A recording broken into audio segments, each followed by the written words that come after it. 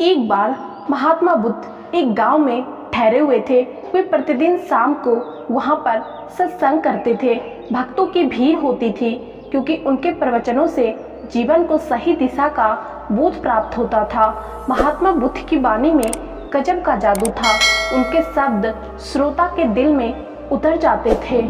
एक युवक जो प्रतिदिन महात्मा बुद्ध का प्रवचन सुनता था, एक दिन जब प्रवचन समाप्त हो गया तो वह महात्मा बुद्ध के पास गया और बोला, महाराज, मैं काफी दिनों से आपके प्रवचन सुन रहा हूँ, किंतु यहाँ से जाने के बाद मैं अपने गृहस्थ जीवन में वैसा सदाचरण नहीं कर पाता जैसा यहाँ से सुनकर जाता हूँ। इससे सत्संग के महत्व पर कभी कभी मुझे शंका भी होने लगती है। अब आप ही बताइए, मैं क्या करूँ? उस युवक की बात सुनकर महात्मा बुद्ध ने युवक को बांस की एक टोकरी देते हुए उसमें पानी भरकर लाने के लिए कहा। युवक टोकरी में जल भरने में असफल रहा। बुद्ध ने यह कार्य निरंतर जारी रखने के लिए कहा। युवक प्रतिदिन टोकरी में जल भरने का प्रयास करता, किंतु सफल नहीं हो पाता।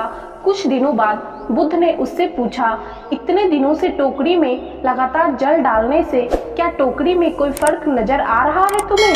महात्मा बुद्ध की बात सुनकर युवक बोला, भगवान, कुछ ज्यादा फर्क तो नहीं नजर आ रहा, परंतु एक फर्क जरूर नजर आया है।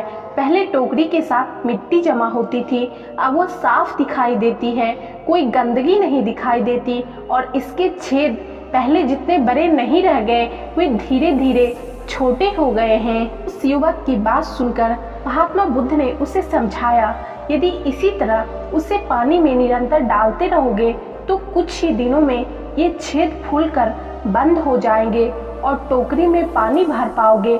इसी प्रकार जो निरंतर सत्संग करते हैं उनका मन एक दिन अवश्य निर्मल हो जाता है।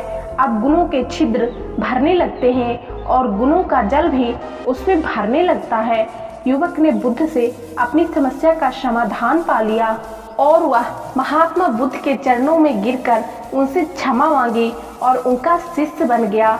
दोस्तों, इस कहानी से हमें यही सीखने को मिलती है कि निरंतर सत्संग से दुर्जन भी सज्जन हो जाते हैं, क्योंकि महापुरुषों की पवित्र वाणी उनके मानसिक विकारों को दूर कर उसमें सद्विचारों का आलोक प्रसारित कर देती है। और दूसरी बात, हम कहीं भी कुछ अच्छा ज्ञान प्राप्त करते हैं, कोई अच्छी वाणी सुनते हैं तो सिर्फ सुनने से नहीं होता, उस वाणी को, उस ज्ञान को हमें अपने भौतिक जीवन में उतारना भी होता है। उसके बाद ही हमें उसका फर्क दिखता है और उसके बाद ही हम अपने जीवन को उस ज्ञान के माध्यम से बदल पाते हैं। तो दोस्तों, उम्मीद करती हूँ महात्मा बुद्ध की ये कहानी आप लोगों को पसंद आई होगी और इस कहानी से आप लोगों को कुछ सीखने को मिला होगा।